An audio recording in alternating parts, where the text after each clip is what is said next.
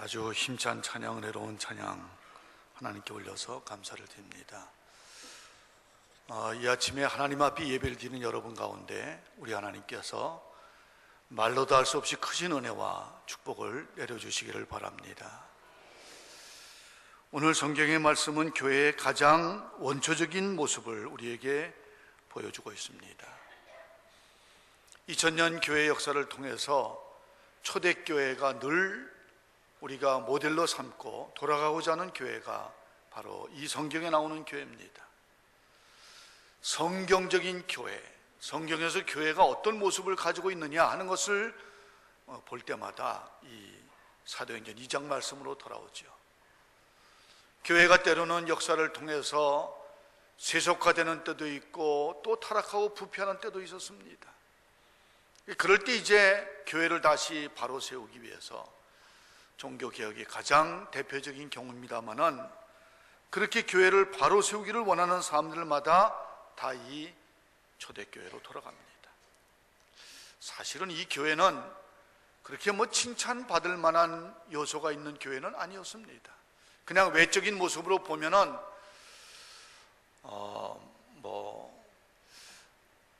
무슨 부자인 사람들이 모인 것도 아니고 학식이 많은 사람들이 모인 것도 아니고 또 지위가 높은 사람들이 모인 것도 아니고 별로 이렇게 사람들의 관심을 끌을 만한 그런 교회가 아니었습니다. 사람들의 주목을 받을 만한, 칭찬받을 만한 그런 교회가 아니었지요. 그런데 성경은 분명히 말씀하기를 이 교회가 칭찬받는 교회였다고 말씀을 하고 있습니다. 47절 말씀을 보면은 하나님을 찬미하며 또 온 백성에게 칭송을 받으니 주께서 구원받는 사람을 날마다 더하게 하시니라 말씀하고 있습니다. 외적인 모습으로는 칭찬받을 게 하나도 없는데도 성경은 이 교회가 모든 백성들에게 칭찬을 받는 교회였다고 말씀을 하고 있습니다. 왜 칭찬받는 교회였는지 오늘 이 성경 말씀은 하나하나 우리에게 말씀을 해주고 있습니다. 이 교회는 아주 균형 잡힌 신앙을 가진, 흔들리지 않는 견고한 신앙을 가진 것 때문에 사람들에게 칭찬을 받았습니다. 어떻게 해서 견고한 신앙을 가졌는가 하면은 42절 말씀 보면은 사도의 가르침을 받았다고 말씀하고 또 오로지 기도하기를 힘썼다고 말씀하고 있습니다.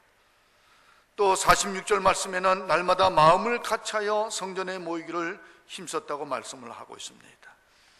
하나님의 말씀을 잘 받아들인 교회였기 때문에, 힘써서 기도하는 교회였기 때문에, 또 날마다 성전에 모이기를 힘쓰는 교회였기 때문에, 그래서 하나님 앞에 예배드리는 교회였기 때문에 이 교회가 견고한 신앙을 가지게 되고 그 신앙으로 인해서 칭찬받는 교회가 됐다고 말씀을 하고 있습니다. 여러분, 사도들이 많은 성도들에게 예수님에 대해서 말씀을 했습니다. 예수님이 어떤 말씀을 가르치셨는지, 예수님이 어떻게 사역하셨는지, 예수님이 어떤 인격을 가진 분이었는지 이런 것들을 쭉 말씀을 하고 그 예수님이야말로 하나님의 아들이시고 그리스도다라는 것을 가르쳤습니다. 또 사도들이 성도들에게 가르칠 때 자기들이 어떻게 예수님의 말씀을 듣고 은혜를 받게 됐는지, 예수님의 사역을 보고 어떻게 변화가 됐는지, 어떻게 자신들이 어떤 은혜를 체험했는지 이런 것들을 성도들에게 이야기를 했습니다. 아주 확신을 가지고 있는 신앙을 성도들에게 보여준 것이죠. 이렇게 예수님의 말씀을 전할 때 많은 사람들이 변화되는 역사가 일어났습니다. 여러분, 우리 장로교회 우리 신조를 이야기할 때, 또 신앙고백을 이야기할 때 웨스트민스터 신앙고백을 이야기합니다만은 거기서 성경에 대해서 뭐라고 말씀하는가 하면은 이 성경은 하나님의 말씀이고 우리 신앙과 생활의 유일한 표준이다, 그렇게 고백을 하고 있습니다. 그것이 바로 우리의 신앙 고백이고 우리가 그 신앙 고백을 받아들이고 신앙생활을 하고 있는 것이죠. 이 성경은 여러 가지 다양한 문서들, 교과서도 있고 소설책도 있고 많은 책들이 있는데 그런 책 중에 하나가 아니고 이 성경은 하나님의 말씀이다. 여기 글자가 있고 많은 스토리가 있고 많은 교리가 있고, 그런데 그 모든 것들이 하나님의 말씀이다, 그렇게 받아들이는 것이죠. 이것이 하나님의 말씀이고 우리 신앙과 생활을 이 하나님의 말씀을 표준으로 삼아서 판단한다, 그렇게 우리가 고백을 하는 것입니다. 우리가 어떤 생각을 가지고 있습니다. 어떤 계획을 세웁니다. 어떤 일에 결정을 하고자 합니다. 선택하고자 합니다. 말하고자 합니다. 행동하고자 합니다. 그럴 때 우리가 어떤 기준을 가지고 생각을 하고 행동을 하고 삶을 살아갈까? 하나님의 말씀으로 돌아가는 것이죠.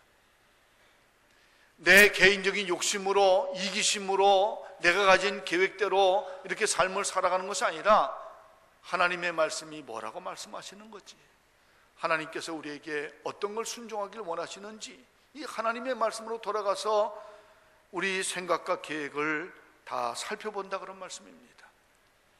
하나님의 말씀으로 돌아가면은 우리가 가지고 있는 세계관, 우리가 가지고 있는 가치관, 지극히 인간 중심적이고 자기 중심적인 세계관, 가치관이 이것이 옳은 게 아니다라는 것을 깨닫게 되고요, 하나님의 말씀으로 그 세계관과 가치관을 다 이렇게 변화시키는 것입니다.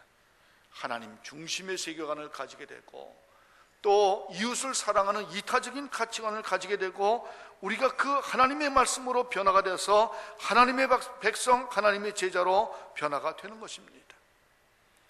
또 우리가 신앙생활 할 때 기도하는 가운데 우리 신앙이 형성이 되는 것입니다. 여러 가지 어려운 문제가 있습니다. 또 여러 가지 유혹이 있습니다. 시험이 있습니다. 그럴 때 하나님 앞에 기도하는 것이죠. 내 개인적인 욕심이나 내 계획이나 이 모든 것들을 하나님 앞에 내려놓고 하나님의 말씀을 펼쳐놓은 채 하나님의 말씀을 가지고 기도를 하는 것입니다. 지극히 자기중심적인 이기적인 그런 생각을 가지고 마음속에 가지고 있던 것들을 다 내려놓고 하나님 앞에 다 맡기는 것입니다.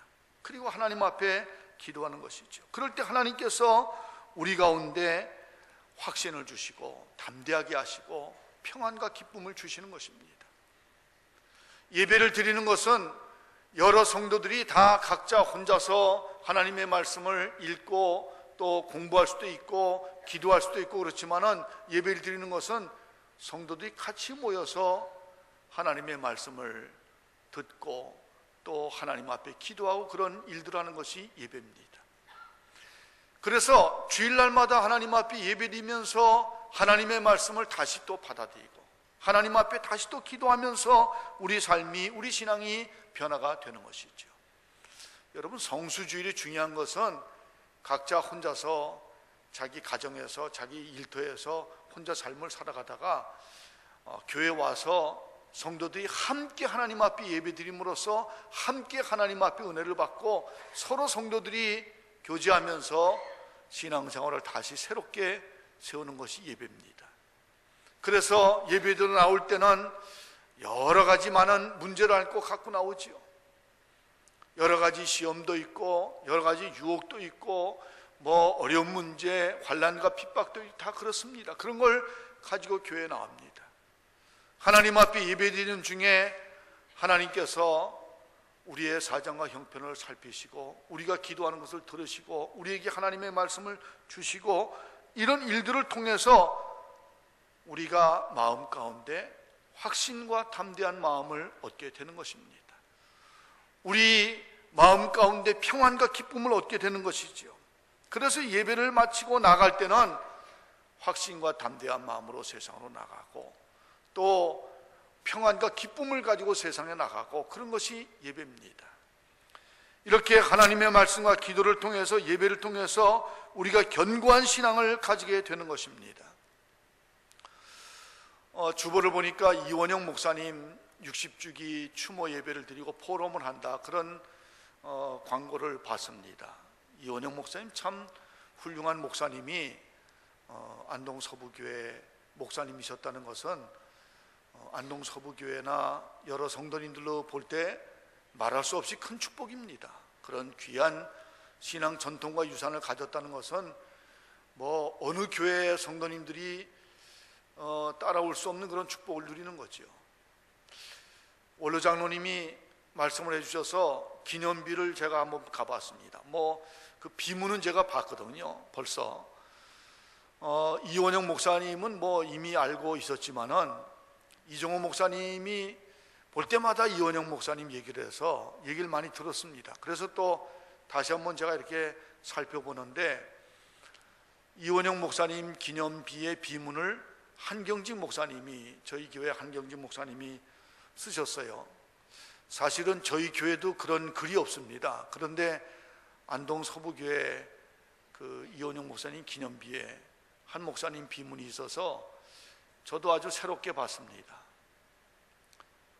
이원영 목사님은 신사참배를 반대하면서 일본 경찰에 체포돼서 감옥에 가고 거의 다 죽을 위기 가운데 있었는데 다시 또 나와서 살고, 이제 그런 역사들을 볼 수가 있습니다. 죽음을 무릅쓰고 신앙을 지킨다는 건 어떻게 그렇게 지킬 수 있겠습니까? 예수께서 나의 주님이시기 때문에 내가 이 주님을 믿는 신앙은 죽음도 가라막을 수 없다, 그런 담대한 확신을 가지고 신앙을 지키는 것입니다. 내가 이 땅에서 삶이 끝나도, 생명이 끝나도 하나님 나라에서 내가 영생을 누릴 수 있다, 그런 소망을 가지기 때문에 그런 죽음의 위협 앞에서도 신앙이 흔들리지 않는 것입니다. 정말 담대한 신앙, 확신 있고 담대한 신앙을 가진 그런 어른이시죠. 여러분이 그런 신앙을 이어받고 그런 신앙을 본받는다는 것은 말할 수 없이 큰 축복입니다. 사랑하는 여러분, 하나님의 말씀을 읽을 때마다, 기도할 때마다, 예배를 드릴 때마다 하나님께서 은혜를 주셔서 아주 견고한 믿음, 흔들리지 않는 믿음을 가지는 여러분이 되시기를 바랍니다. 예배를 드릴 때마다 하나님께서 은혜를 주셔서 여러 가지 환난과 고난과 걱정과 불안 가운데 있었지만은 예배를 통해서 하나님께서 주시는 은혜를 가지고 평안과 기쁨을 얻는 여러분이 되시기를 바랍니다. 그런 신앙을 가질 때 세상 속에서 칭찬받는 그리스도인이 될 수가 있고 칭찬받는 교회가 될 수가 있는 것입니다. 또 성경은 말씀하기를 이 초대교회 성도들이 이웃을 사랑하고 사랑을 베푸는 사람들이기 때문에 칭찬받는 성도라고 말씀을 하고 있습니다. 42절은 말씀하기를 서로 교제하고 떡을 뗐다고 말씀을 하고 있습니다. 46절에도 날마다 마음을 같이하여 성전에 모이기를 힘쓰고 집에서 떡을 떼며 기쁨과 순전한 마음으로 음식을 먹었다고 말씀을 하고 있습니다. 초대교회 성도들은 늘 만날 때마다 교회에서 만나든지 집에서 만나든지 같이 사랑의 교제를 풍성하게 하는 그런 사람들이었습니다. 교회 안에 남녀노소 다양한 사람들이 모였습니다. 빈부귀천 다양한 사람들이 모였습니다. 그 옛날에는 남녀노소가 같이 교제한다는 것은 상상도 못했습니다. 빈부귀천이 같이 모여서 교제한다는 건 상상할 수 없었지요. 그런데 교회에서는 예수 믿는다는 이유 때문에, 예수를 믿는 사람들이고 예수 안에서 우리가 한 형제 자매라는 것 때문에 남녀노소 빈부귀천 가리지 않고 함께 교제하는 사랑의 역사가 일어났습니다. 오늘도 주보를 보니까 오후에는 선교 동호회를 모인다, 그런 주보 광고를 봤는데 그때 이제 성도의 교제가 일어나겠지요. 얼마나 훌륭한 교제가 일어나겠습니까? 다른 세상적인 어떤 이해관계와는 관계없이 예수 믿는 것 때문에 우리 믿음을 서로 나누면서 어떻게 복음을 전할 것인가 서로 나누면서 성도의 교제를 하는 것이지요. 그렇게 이웃을 사랑하고 성도가 교제하는 것에서부터 출발해서 나눔으로까지 발전하는 것을 성경은 말씀하고 있습니다. 44절 45절 말씀을 보면은 믿는 사람이 다 함께 있어 모든 물건을 서로 통용하고 또 재산과 소유를 팔아 각 사람의 필요에 따라 나눠줬다고 말씀을 하고 있습니다. 넉넉하게 사는 사람들이 또 가진 것이 적은 사람들에게 나눠주는 일을 했다, 그런 말씀입니다. 한 공동체의 지체로 생각해서 그 어려움을 남의 일로 생각하지 않고 그 어려움을 당하는 사람들 위해서 나눈 일을 했다 그런 말씀입니다. 여러분, 그 당시의 사회는 뭐 얼마나 살벌하고 잔인한 사회였는지 모릅니다. 강한 자가 연약한 사람을 짓밟고 억누르고 연약한 사람이 가진 것을 빼앗고 그런 일들이 얼마든지 일어나는 그런 세상이었습니다. 사랑이란 것은 찾아볼 수 없는 그런 세상이었죠. 사랑을 가지고 자기 것을 다른 사람에게 나눠준다 상상도 못하는 그런 사회였습니다. 그런데 교회는 세상과 완전히 달랐습니다. 사랑을 가지고 형제 자매들에게 가진 것을 나눌 뿐만 아니라 세상 속에 있는 교회와 관계없는 사람들에게도 가진 것을 나누는 그런 교회가 바로 그 당시의 교회였습니다. 로드니 스타크라고 하는 분이 기독교의 발흥이라는 책을 썼습니다. 그 로드니 스타크는 기독교인이라기보다는 사회학자로서 사회학적인 관점에서 이 로마 교회가 어떻게 그렇게 성장할 수 있었는지 그런 것들을 규명한 그런 분입니다.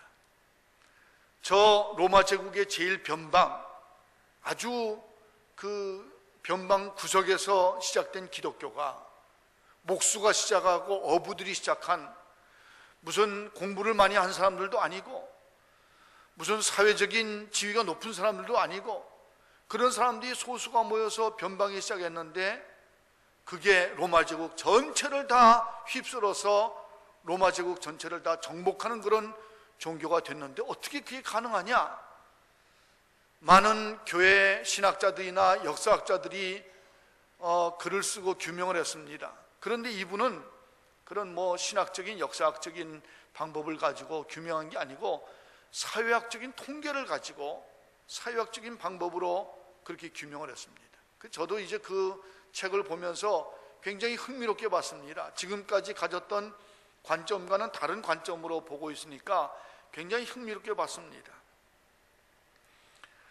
그렇게 교회가 로마 제국 전체를 다 정복할 정도로 그렇게 성장하고 강한 교회가 될 수 있었던 원인, 이유 이런 것들을 이제 이렇게 몇 챕터로 장을 나눠서 쭉 이야기하고 있는데, 예를 들자면은 그 당시 로마 정부가 기독교인들을 박해하기 위해서 뭐 얼마나 잔인한 방법을 썼는지 모릅니다. 큰 원형 경기장에 그 예수 믿는 사람을 갖다 놓고 맹수가 잡아먹게 한다든지 뭐 불을 태워서 화형을 시킨다든지 그런 잔인한 일들을 했습니다. 거기에 모인 많은 사람들이, 원형 경기장에 모이는 많은 사람들에게 그런 잔인한 광경을 보여줌으로써 예수 믿으면 이렇게 된다, 예수 믿으면 안 된다, 그렇게 이제 겁을 주기 위해서, 위협하기 위해서 그렇게 했는데 그게 오히려 역효과가 됐다는 것입니다.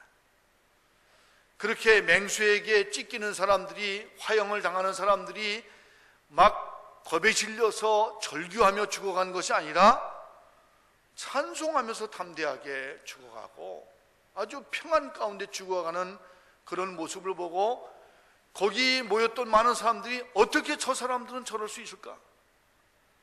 다 우리가 두려움 가운데 겁에 질려서 다 살려달라고 소리치며 죽을 텐데 어떻게 저 사람들은 이렇게 담대하게 평안하게 죽을 수 있을까? 저 사람들이 믿는 신이 뭐냐?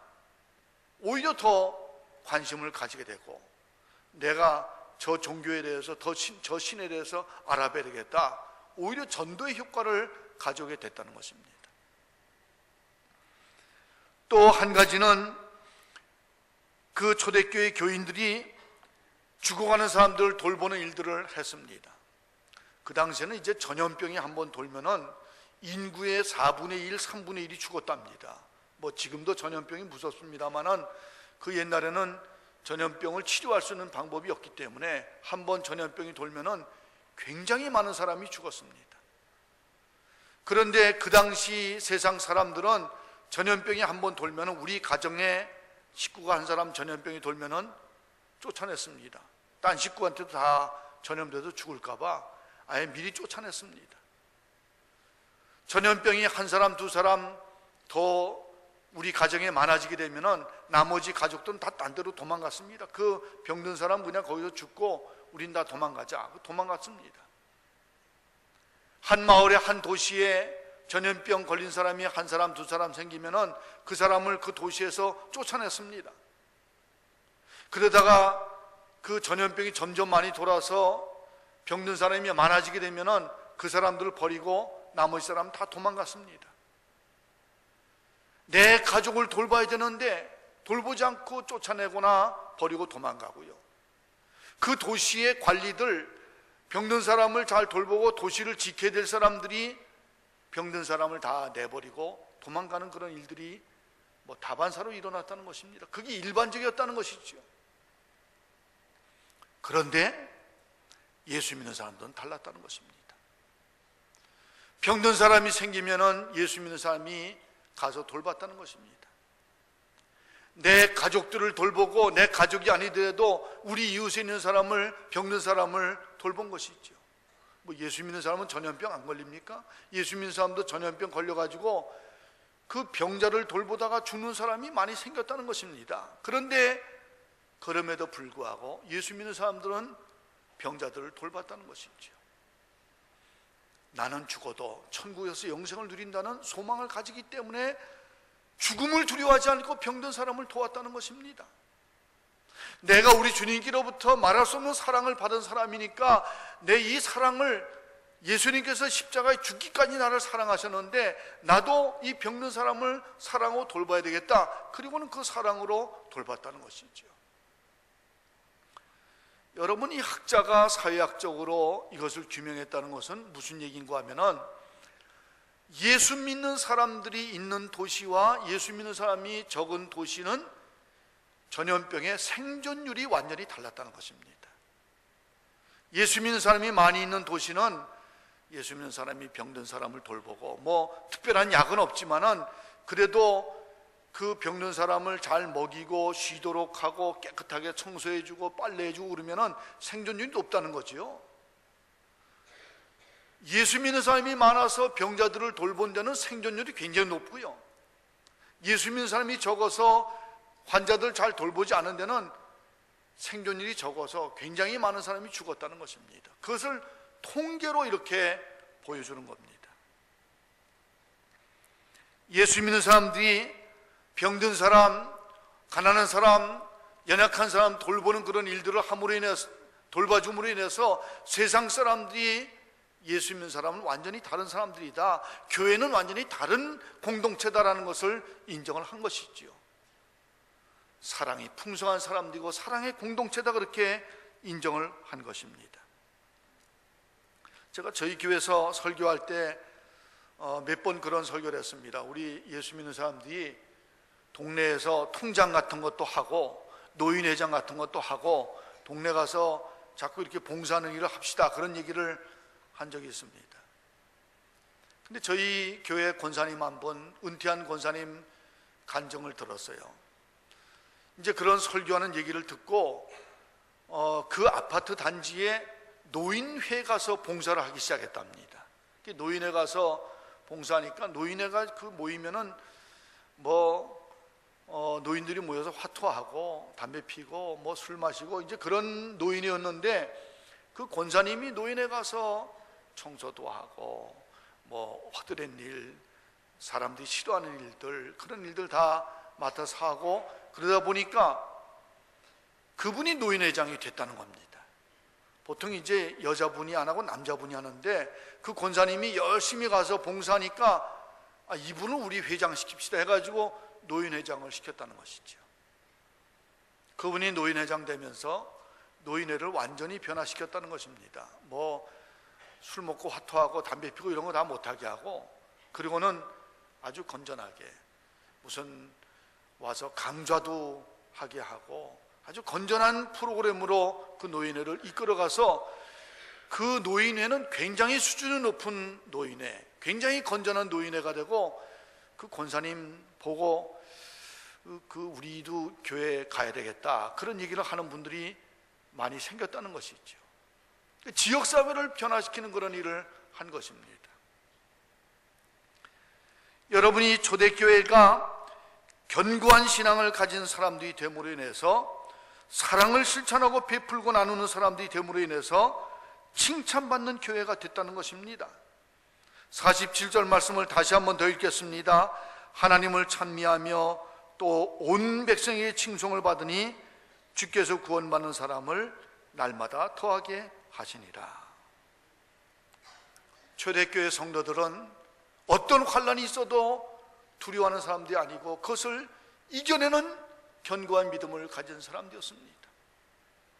초대교회 성도들은 여러 가지 어려움이 있고 시험과 유혹이 너무 많은 세상 가운데 다 똑같이 삶을 살아가지만은 늘 기쁨과 평안이 충만한 사람들이었다는 것입니다. 그런 견고한 믿음을 보고 모든 세상 사람들이 예수 믿는 사람들 칭찬했습니다. 교회를 칭찬했습니다.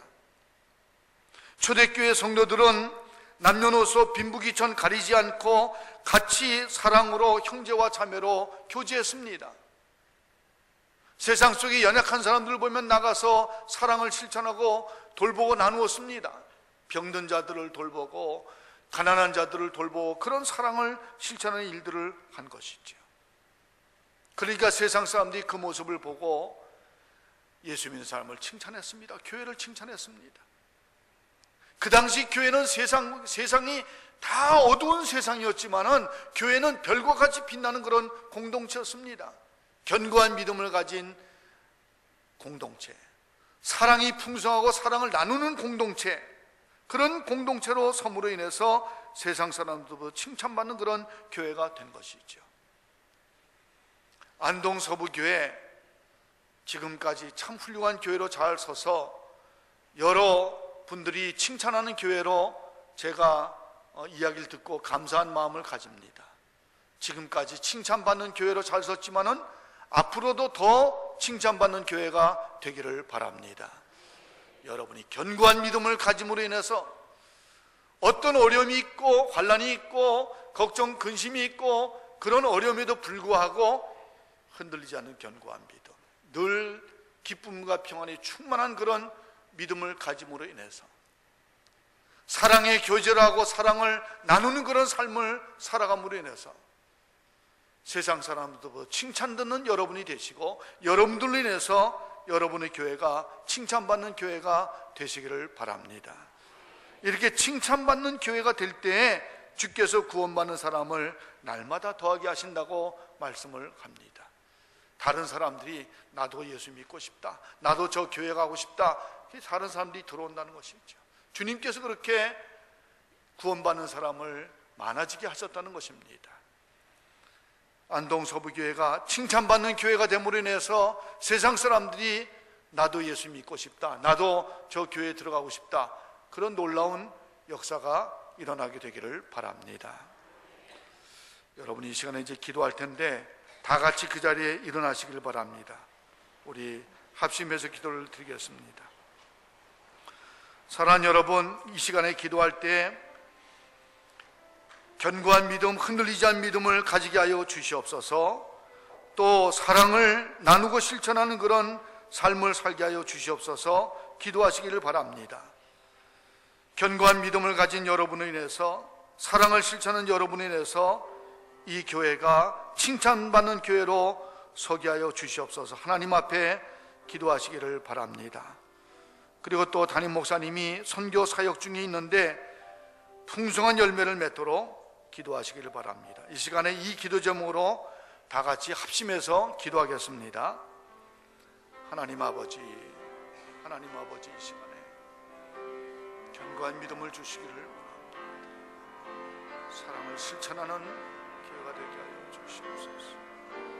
하나님, 그래서 이 교회가 세상 사람들로부터 칭찬받는 성도들, 그래서 교회가 세상 사람들로부터 칭찬받는 교회, 많은 사람들이 예수 믿고 싶어하고 들어오고 싶어하는 교회가 되게 하여 주시옵시고, 하나님 아버지, 사역 중에 있는 목사님, 하나님 그 선교의 사역이 풍성한 열매를 맺게 하여 주시옵소서. 하나님 아버지, 주시옵소서.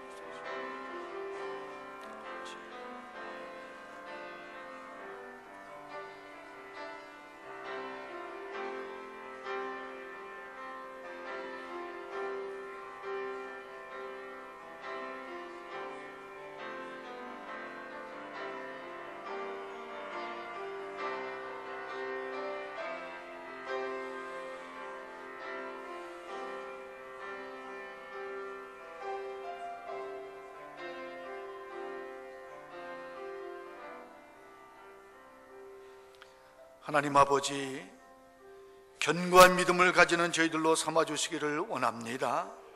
어떤 시험이 있고 유혹이 있어도 흔들리지 않는 견고한 믿음, 늘 담대한 믿음, 평강과 기쁨이 넘치는 믿음 생활하게 하여 주시옵소서.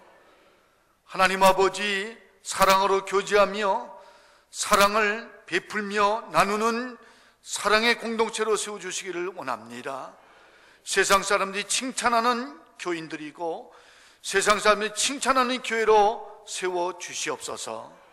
하나님 아버지, 담임 목사님 선교사역 중에 있는데 풍성한 열매를 맺게 하여 주시옵소서. 예수 그리스도의 이름으로 기도합나이다.